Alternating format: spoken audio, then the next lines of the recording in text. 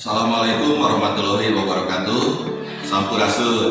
Saya Dadan Purnama, guru SMKN 1 Cilambu Cianjur, calon guru penggerak angkatan 11. Pada video kali ini saya akan menyampaikan tentang tugas koneksi antar materi modul 2.1, pembelajaran untuk memenuhi kebutuhan belajar murid, yaitu pembelajaran berdiferensiasi. Kenapa harus pembelajaran berdiferensiasi? Bapak dan Ibu guru yang hebat, di rumah saya memiliki anak kembar. Walaupun kembar, mereka mempunyai pribadi dan karakteristik yang berbeda. Itu membuktikan bahwa setiap anak memiliki karakter yang unik, apalagi murid-murid kita di sekolah. Pembelajaran berdiferensiasi adalah pendekatan pembelajaran yang disesuaikan dengan kebutuhan, minat, gaya belajar, dan tingkat kemampuan setiap murid. Dalam model ini, guru tidak lagi mengajar dengan satu metode yang sama untuk semua murid, melainkan menciptakan lingkungan belajar yang fleksibel dan beragam untuk memenuhi kebutuhan individual setiap anak. Dengan demikian, murid akan lebih termotivasi ketika materi pelajaran relevan dan menarik bagi mereka. Sehingga, dengan pembelajaran yang disesuaikan, murid lebih mudah memahami konsep-konsep yang diajarkan, karena setiap murid memiliki potensi yang berbeda. Pembelajaran berdiferensiasi membantu murid mencapai potensi tersebut.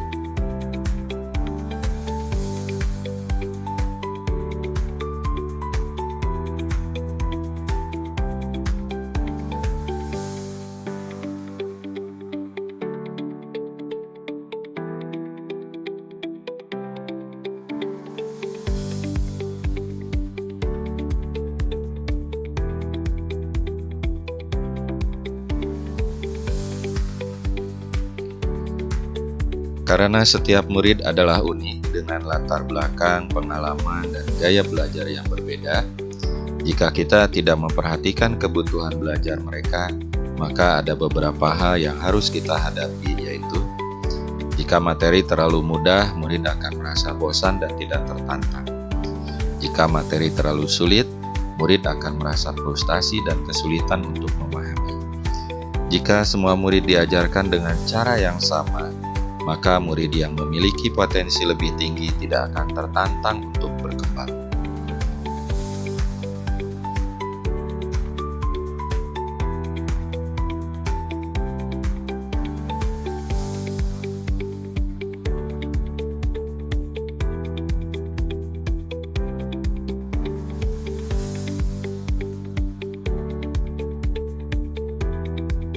Bagaimana cara untuk dapat melakukan pembelajaran berdiferensiasi di kelas?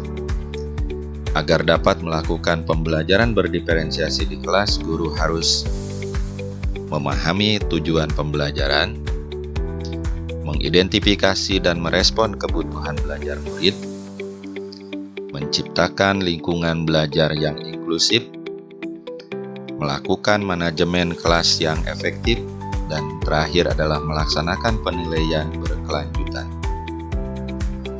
Untuk mengidentifikasi dan merespon kebutuhan belajar murid, guru harus memahami 3 aspek, yaitu kesiapan belajar murid atau readiness. Guru harus memiliki data awal pengetahuan murid, tingkat kemampuan murid, karena tidak semua murid memiliki tingkat kemampuan yang sama. Kedua adalah minat murid. Minat dan bakat murid terhadap suatu mata pelajaran itu sangat beragam. Ketiga adalah profil belajar murid. Gaya belajar setiap murid memiliki gaya belajar yang berbeda. Ada yang visual, auditori, atau kinestetik. Latar belakang sosial, budaya, lingkungan, dan kecerdasan majemuk pada murid dapat mempengaruhi cara mereka belajar. Untuk mengidentifikasi kebutuhan belajar murid dapat dilakukan dengan cara-cara berikut ini, yaitu memperhatikan perilaku murid saat belajar, cara mereka mengerjakan tugas, dan pertanyaan yang mereka ajukan. Mereview dan melakukan refleksi terhadap praktik proses pembelajaran yang telah dilakukan. Melaksanakan pretest untuk mengidentifikasi pengetahuan awal. Menggunakan tes formatif diagnostik non-kognitif untuk minat dan gaya belajar murid. Dan yang terakhir adalah menggali informasi dari buku rapor atau guru murid sebelumnya. Strategi untuk diferensiasi pembelajaran bisa dilakukan dengan 3 cara, yaitu diferensiasi konten, diferensiasi proses, dan yang ketiga adalah diferensiasi produk. Guru dapat memilih salah satu diferensiasi atau gabungan di antara ketiga diferensiasi ini. Diferensiasi konten merupakan salah satu strategi pembelajaran yang sangat efektif dalam mengakomodasi perbedaan individual setiap murid dengan menyesuaikan konten pembelajaran sesuai dengan karakteristik unik setiap murid. Maka setiap individu dapat mencapai potensi optimalnya. Diferensiasi proses yaitu menyesuaikan cara murid belajar atau memproses informasi sesuai dengan gaya belajar murid. Proses yang dijalani oleh murid berbeda untuk memahami dan memaknai konten pembelajaran. Diferensiasi produk yaitu menyesuaikan hasil akhir atau produk yang dihasilkan murid dalam melaksanakan proses pembelajaran. Membedakan bukti yang menunjukkan hasil belajar, hasil latihan, atau hasil praktek murid.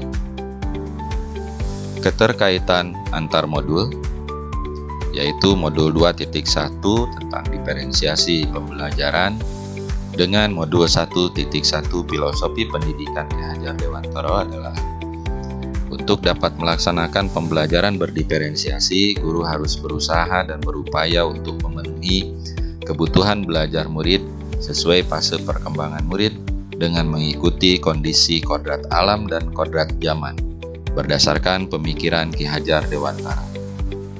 Kaitannya dengan modul 1.2 yaitu nilai dan peran guru penggerak, yaitu untuk menciptakan dan melaksanakan pembelajaran berdiferensiasi, seorang guru harus berpihak pada murid, kolaboratif, inovatif, mandiri, dan reflektif agar memenuhi kebutuhan belajar murid. Dengan demikian, seorang guru dapat mewujudkan kepemimpinan belajar murid dengan menuntun murid agar merdeka belajar. Hal ini sesuai dengan nilai dan peran seorang guru. Kaitannya dengan modul 1.3 yaitu visi guru penggerak adalah melaksanakan pembelajaran berdiferensiasi dapat dijadikan salah satu prakarsa perubahan dalam strategi untuk mewujudkan visi guru penggerak yang berpihak kepada murid. Keterkaitan dengan modul 1.4 tentang budaya positif, yaitu dalam melaksanakan pembelajaran berdiferensiasi merupakan proses kolaborasi antara guru dan murid. Agar proses pembelajaran berdiferensiasi berjalan dengan baik, guru dan murid harus melalui kesepakatan kelas yang sesuai dengan nilai-nilai budaya positif. Semua pengetahuan terhubung ke semua pengetahuan lainnya. Yang menyenangkan adalah membuat koneksi. Arthur Auderheide. Demikian pemaparan dari saya. Salam sehat dan bahagia. Terima kasih atas perhatiannya. Wassalamualaikum warahmatullahi wabarakatuh.